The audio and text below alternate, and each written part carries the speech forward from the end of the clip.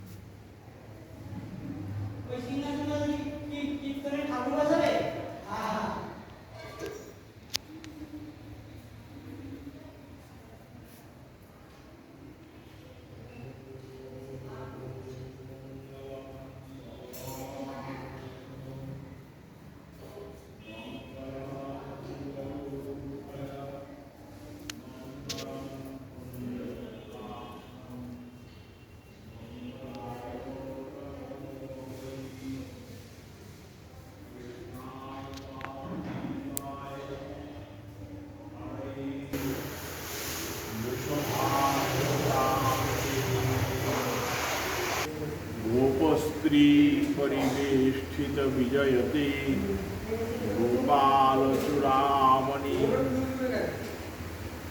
जय रूप सनातन भट्ट रघुनाथ श्रीजीव गोपाल भट्ट दास रघुनाथ এই ছয় গোসাইয়ের পরিচরণ বন্দন যাহা হইতে বিঘ্ন নাশ অভীষ্ট পুরাণ নারায়ণম নমস্কৃত্য নরং চৈব নরোত্তমং দেবীং সরস্বতীং ব্যাসং ততো জয়মুদীরয়েৎ।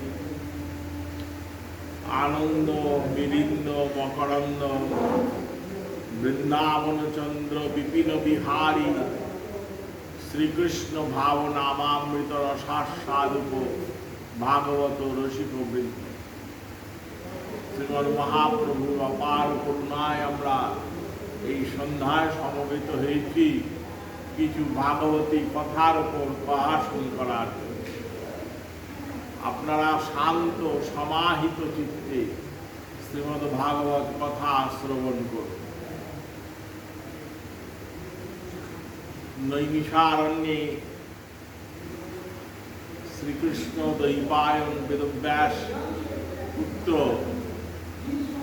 সুখদেব পরমহংসপাদ শ্রীমদ্ ভাগবত প্রকট করার জন্যে শ্রীমদ্ ভাগবতকে সবার সন্নিকটে সমুপস্থিত করার জন্যে উদ্যোগ নিচ্ছেন। পরীক্ষিত মহারাজার প্রায় প্রবেশন সভা, সেই প্রায় প্রবেশন সভায় সৌনকাদি মুনিগণ উপস্থিত হয়েছেন। 60,000 মুনি তারা উপস্থিত আছেন সেখানে 4 বেদ, ইতিহাস, পুরাণ সমূহ সবাই মূর্তি ধারণ করে উপস্থিত রয়েছে। তার মধ্যে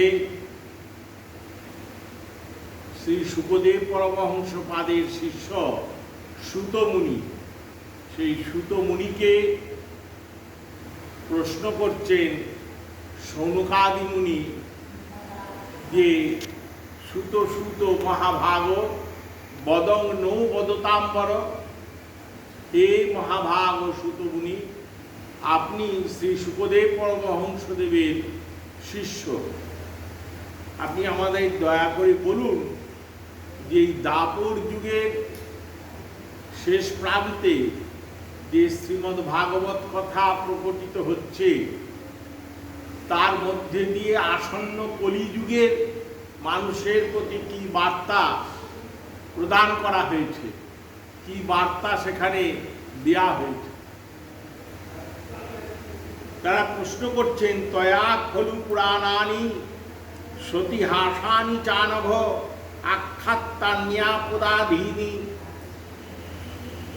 ধর্মশাস্ত্রাণি জান্নুতঃ জানি বেদবিদাম শ্রেষ্ঠ ভগবান বাদরায়ণ অন্যে চ মুনয়ো সুত পরাবর বিদো বিদুঃ বেদ্ধূতং সৌম্য তৎসর্বং তত্তস্তদনুগ্রহাৎ ব্রূয় স্নিগ্ধস্য শিষ্যস্য গুরব গুজ্জমপ্লুত তত্র তত্রাঞ্জয়ায়ুষ্মন ভবতা যদ বিনিশ্চিতং পুংসামেকং তত শ্রেয় স্তন্য সংসিতর মরহসি প্রায়েণাল্পায়ুষো সভ্য কলাবস্মিন যুগে জনা মন্দা সুমন্দমতয়ো মন্দভাজ্যা যুপদ্রতাঃ ভূরিণি ভূরিকর্মাণি শ্রতব্যানি বিভাবশ অতঃ সাধয়ত্র সংসার সমুদ্রিত মনীষয়া ব্রূহি ভদ্রায় ভূতানাম যেনাত্মা সুপ্রসীদতি সুত জানাসি ভদ্রন্তে ভগবান সত্যতাং গতি দেবকাং বা বসুদেবস্য জাতযস্য চিকিৎসয়া তয়া শস্ত্রুমানায়ার সাঙ্গনুর্বর্ণিতুম যস্যাবতার ভূতানাং ক্ষেমায় চ ভবায় চ আপন্ন সংস্কৃতিং ঘোরাম জন্নাম বিবশ গৃহ্ণন তস্য সদ্য বিমুচ্যেতে যদি ভেতি স্বয়ং ভয়ং যত পাদ সংশ্রয়াসূত মুনয় প্রসমানয় সদ্য পুণ্যস্তপৃষ্ট সর্ধুন্নপর্ণু সেবয়া উবা ভগবতস্তস্য পুণ্য শ্লোকে ডাকর্মণ শুদ্ধিকামন শৃণুয়াৎ যশো কোলি মলপয়ং তস্যা কর্মাণ্য দ্বারানি পরিগীতানি সুরভি ব্রূহিণা সদ্যধানানাম লীলয়া দদতৌপলা আখ্যাধ্যায়ী হরের নিগম মন্নবৌ তারা কথা শৃণু লীলা পুজ দদৌ শৈর শিরস্যাত্মমন্নয়া বয়ন্তু না বিপিত্তম্য উত্তম শ্লোক বিক্রমে যচ্ছিন্নুত্তাঙ্গসজ্ঞানম সাধু সাধু পদে পদে কৃতবান কিল কর্মাণি সহরামেন কেশব অতিমর্তানি ভগবান গূঢ় কপট মানস পরিমাজ্ঞতমাজ্ঞায় ক্ষেত্রেস্মিন বৈষ্ণবে বয়। কলিযুগ আসছে, আসন্ন কলিযুগে কলির জীবের কি গতি হবে, তাদের কৃত্য কি হবে, তাদের কাছে মার্গ কি হবে, পথ কি হবে, কোন পথে তারা অগ্রসর হবেন, এইটা জানার জন্যে সৌনকাদি মুনি সুত মুনিকে প্রশ্ন করছেন যে আপনি আপনার শ্রী গুরুদেব শুকদেব পরমহংসকে জিজ্ঞাসা করে আমাদের জানান। তত্র তত্রাঞ্জয়ায়ুষ্মন ভবতা যদ বিনিশ্চিতম পুংসামেকং তত শ্রেয় স্তন্য সংসিতোর মরহসি প্রায়েণাল্পায়ুষো সভ্য কলাপস্মিন যুগে জনঃ মন্দা সুমন্দমতয়ো মন্দভাগ্যা যুপদ্রতা ভূরিণী ভূরিকর্মাণি শ্রোতব্যানি বিভাগশ অত সাধয়ত্র যৎসারং সমুদ্রিত মনীষয়া। কলির জীবের সামনে অনেক পথ, ভুরি ভুরি পথ এসে উপস্থিত হবে। তাদের কাছে ভগবত আরাধনার জন্যে, ভগবত প্রাপ্তির জন্যে বহু রকমের মার্গ, বহু রকমের পন্থা নাম, ঋজু কুটিলা নাম, নানা রকম পন্থা তাদের সামনে উপস্থিত হবে।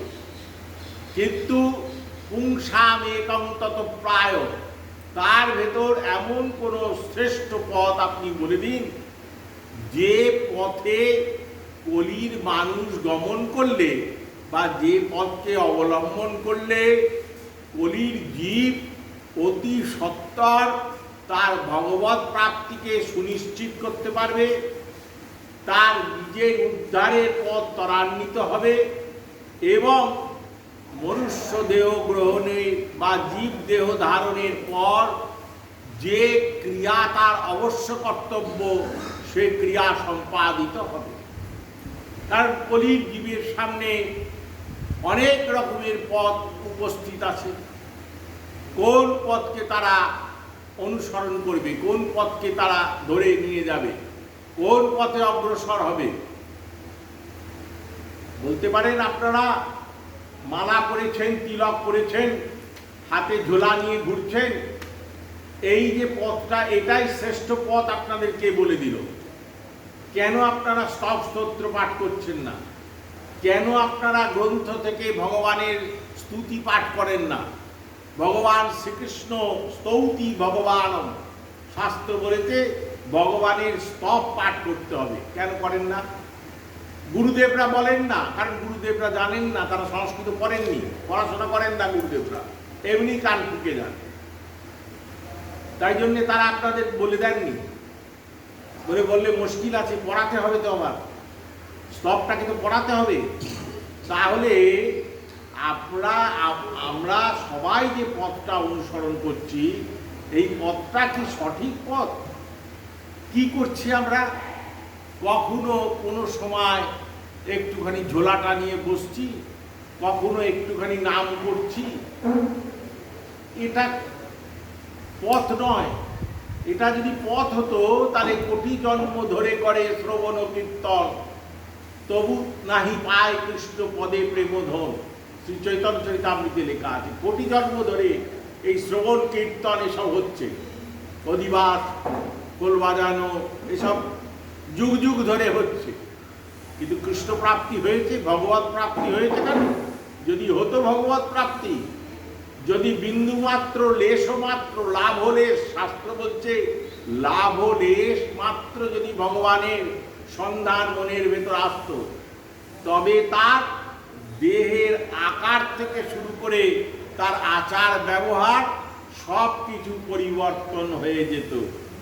তস্য কার্যম ন বিদ্যতে, তার আর কোনো কাজ বাকি থাকতো না, সে সর্বদাই কৃষ্ণ চিন্তায় নিমগ্ন হয়ে যেত। নিশ্চয়ই কোনো খামতি আছে কোনো জায়গায়, কোনো জায়গায় কোনো গন্ডগোল আছে, না তো এতকাল ধরে এত কিছু হচ্ছে, তবু কেন আমরা যেটা প্রকৃত ভগবত প্রাপ্তির পথ সেটা সুগম হচ্ছে না কেন? কেন আমাদের জীবনে ভগবানের সান্নিধ্যে আমরা পৌঁছতে পারছি না? ভগবত সন্ধান, ভগবানের সন্ধান পাওয়া তো দূরের কথা, ভগবানের যারা প্রিয় ভক্ত তাদের পর্যন্ত আমরা শ্রীমদ্ ভাগবত কথা, শ্রীমদ্ ভাগবত মহর্ষি বেদব্যাস প্রণীত 18 পুরাণের মধ্যে সর্বশ্রেষ্ঠ পুরাণ বলা হয়েছে ভাগবতকে। শ্রীমদ্ ভাগবতের ভেতর বেদব্যাস ভাগবতের বর্ণনা করতে গিয়ে বলেছেন অধ্যাত্ম দীপম শ্রুতি সারম। এত মান্যতা যে শাস্ত্রে, আজকে আমাদের কাছে এসে পড়ে সেই শাস্ত্রের কি অবস্থা হয়েছে দেখতে পাচ্ছেন চোখের ওপর। কোথায় আমরা সব শিখে গেছি, জেনে গেছি, বেকার সব, এর কোনো অর্থ হয় না। বলছে যখন প্রশ্ন করেছেন সৌনকাদি মুনি সুতমুনিকে, সুতমুনি তার গুরুদেব শ্রী সুখদেব পরমহংসের বন্দনা করছে। জং প্রবজ্জন্ত এই যে শ্লোক আছে শ্রীমদ্ ভাগবতের একবারে প্রথম স্কন্ধের 2য় অধ্যায়ে, সেই শ্লোকের দ্বারা তিনি সুখদেব পরমহংসের বন্দনা করার পর বলছেন পথ একটাই আছে, যে পথে মুনয় সাধু পৃষ্ঠয়ং ভগবদ্ভি লোকমঙ্গলম যৎকৃত কৃষ্ণ সম্প্রশ্ন যেনাত্মা সুপ্রসীদতি সবৈ পুংসাং পরো ধর্ম যত ভক্তির অধক্ষজে অহেতুক প্রতিহতা জয়াত্মা সংপ্রসীদতি বাসুদেবে ভগবতী ভক্তি যোগ প্রযোজিত জনয়ত্তাসু বৈরাগ্যং জ্ঞানঞ্চ যৎ অহেতুকম ধর্ম সনুষ্ঠিত পুংসাং বিশ্বক্ষেনা কথাসু চ নুৎপাদয়ের যদিরতি শ্রম এব হি কেবলম সবই পুংসাং পরো ধর্ম যত ভক্তির অদক্ষজে। বলছে পথ একটাই, সে পথটা কি? অদক্ষজ নামে যে ভগবান আছে, ভগবান শ্রীকৃষ্ণ যার নাম, সেই ভগবান শ্রীকৃষ্ণকে ভক্তি করতে হবে। ভক্তি বালাই, ভক্তি কাকে বলে? ভক্তি শব্দের অর্থ কি? ভগবানে ভক্তি করো, গুরুদেব বলে দিয়ে চলে গেছেন, ঘুরে বেড়াচ্ছেন বাজারে গুরু। শিষ্যকে প্রশ্ন করা যদি হয় যে ভক্তি কি, ভক্তি কিরম ভাবে করতে হয়, বলে ভক্তি কাকে বলে জানি না। আমাকে আমার শ্রী গুরুদেব ভক্তি কাকে বলে শুধু বলেছে ভগবানে ভক্তি করতে। ভক্তি কাকে বলে এর প্রশ্নের উত্তর অনন্তকাল ধরে মানব খুঁজে বেড়াচ্ছে। বলার চেষ্টা করেছেন নারদজি তার ভক্তি সূত্রের মধ্যে 84টা সূত্র। সেই ভক্তি সূত্রে নারদজি বলার চেষ্টা করেছেন, বলেছেন শাণ্ডিল্য পরাশর গর্ভমুনি ভক্তির মহিমা কি, ভক্তি তত্ত্ব কি, ভক্তি কাকে বলে। অনেক কথা বলা হয়েছে সেখানে। বলতে গিয়ে বলা হচ্ছে যে আনুকূল্যের কৃষ্ণানুশীলনম ইতি ভক্তির উত্তমা।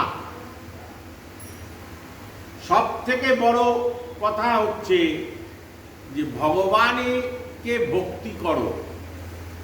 ভগবানকে ভক্তিটা করব কি করে, পন্থাটা কি? ভগবানকে পুজো দেব, তার নাম ভক্তি? নাকি ভগবানের অষ্টম প্রহর নাম কীর্তন করবো, তার নাম ভক্তি? এটাই যদি ভক্তির পথ হতো, এসব যুগ যুগ ধরে হয়ে আসছে, তাহলে এতে আমাদের হৃদয়ের ভেতর, মনের ভেতর ভক্তি ভাব জাগ্রত হলো না কেন? কেন এখনো আমরা এই রসাতলে পড়ে আছি? এখনো সেই কুটিল চিন্তা, বক্রগতি, সেই মনের অসারতা কেন রয়ে গেছে? গার্হস্থ পার্থিব সত্তার প্রতি দৃঢ় আকর্ষণ, সকাম বাসনার চিন্তা ভরপুর, নিজেকে প্রতিষ্ঠা করার জন্য আপ্রাণ প্রচেষ্টা, এগুলো কেন রয়েছে আমাদের? তাহলে নিশ্চয়ই এগুলো পথ নয়, এই পথগুলো ভুল পথ, বা এই পথগুলো ভুল না হলেও সম্পূর্ণ পথ নয়। সম্পূর্ণ যদি পথত ঠিক ঠিক যদি ওষুধ আপনাকে চিকিৎসক খাওয়ায়, রোগ আপনার সারবে। ওষুধ যদি ভুল দেয় তাহলে রোগীর ক্ষেত্রে রোগ আরো জটিল হয়ে যাবে। সুতরাং আগে আমাদের প্রশ্ন করতে হবে, তদ্বিদ্ধি প্রণিপাতেন পরিপ্রশ্নেন সেবয়া। এখনকার গুরুদেবেরা রেগে যান প্রশ্ন বললে। শিষ্য যদি প্রশ্ন করে, এই চোখ প্রশ্ন কি করছো, চাঁদা দাও, আগে চাঁদা দাও, প্রশ্ন কেন করছো? যদি আপনি জিজ্ঞেস করেন যে বাবা ভক্তি একজন পাঠ করতে এসেছিল ধারসা নিত্যানন্দ আশ্রমে, শ্রী নিত্যানন্দ আশ্রমে, বাবার তিরোভাব তিথি অধিবাসের প্রাক মুহূর্তে, এই তো ক বছরের কথা, আমাদের ছেড়ে আমাদের বাবা চলে গেছে। এই আগামীকাল স্কন্দ ষষ্ঠী, এইখানেই আমি বসে বাবার চরণের কাছে, বাবা শুয়ে আছেন এখানে, নিথর দেব। এখনো দৃশ্য তো ভোলার নয়, ভুলতে পারছি না। তাহলে এই যে সংযোগ হয়ে গেল, একজন এসেছিল যে বলে গেছে যে ভগবানের ভক্তি করতে, ভক্তি করতে কেন দেবে গো মা, মাইকে সাউন্ড দেবে কেন? এইটাই তো ভক্তি, এর নাম ভক্তি। ভাগবত ভক্তি হচ্ছে কত বড় ভাগবত শাস্ত্রকে অপমান করা। মাইকে গান বাজানোর সময় মাইক চলবে, কোথায় মাইক? রাবিশ কোথায় মাইক? তা সেই আমাদের যাই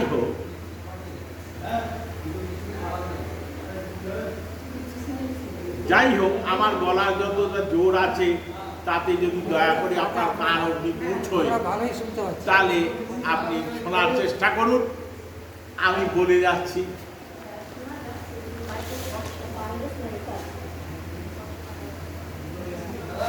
ভক্তি কাকে বলে মন দিয়ে শুনুন। এসব কথা কেউ বলবে না মা, এসব কথা কেউ জানেও না। এত বছর তো হয়ে গেল, এই তো 80 পেরিয়ে গেছে, নাম জপিয়ে যাচ্ছে। ভগবানের ভক্তি যদি বলা হয়, কাকে ভক্তি বলে বলো তোমা? কি ভক্তি করছো? যেটা করছো তার নাম ভক্তি।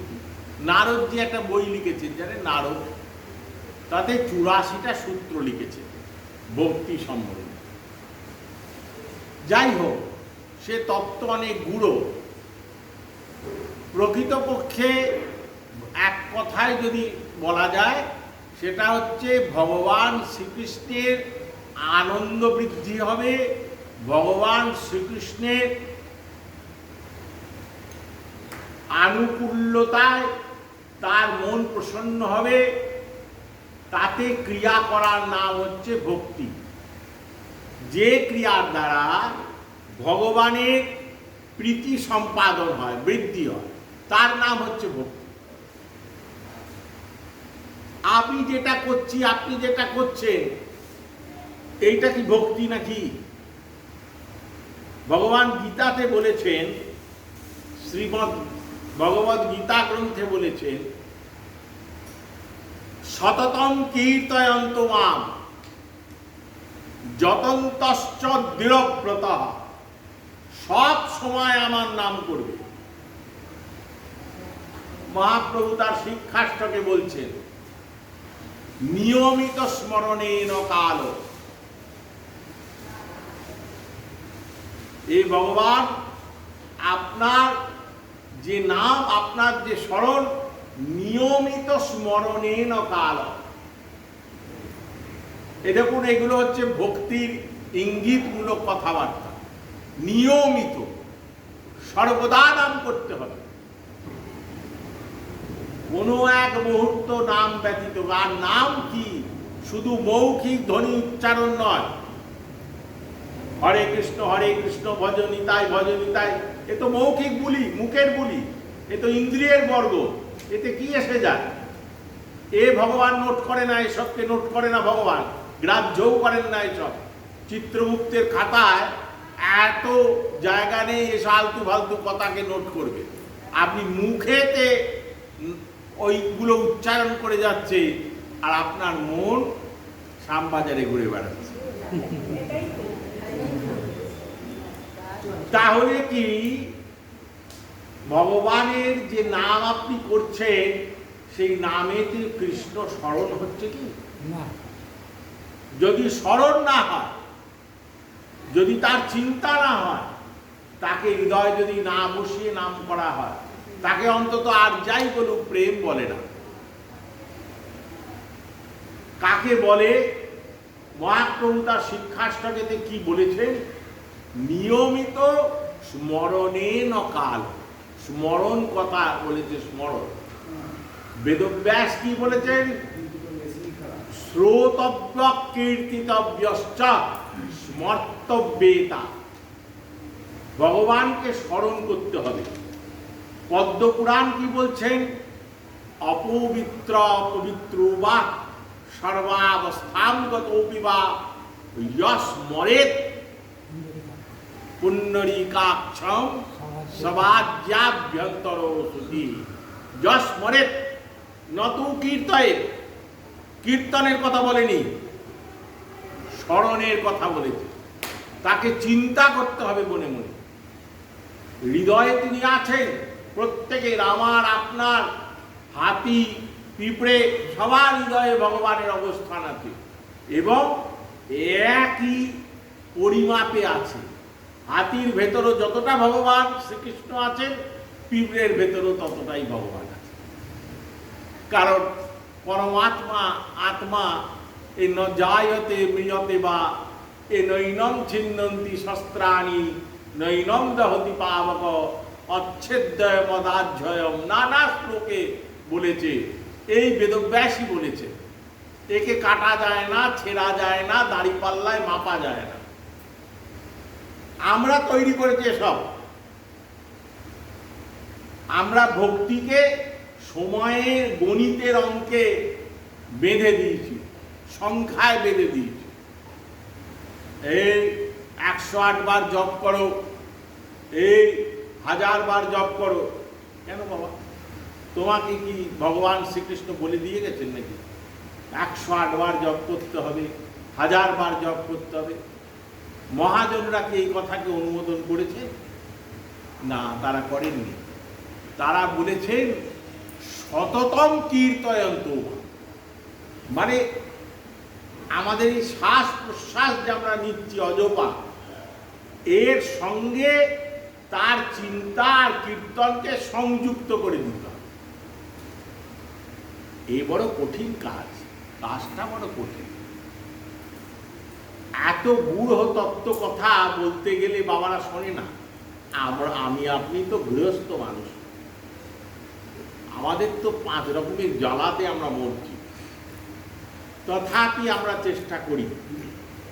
কিন্তু আমাদের যারা শেখাবে বাবারা, সে বাবাগুলোই শেখে না। কখনো দেখবেন না বাবারা ভাগবত পাঠ শুনতে বসে, ওদের শেখা হয়ে গেছে তো সব। ওরা জ্ঞান মার্গের, জ্ঞান রাজ্যের অধীশ্বর হয়ে গেছে।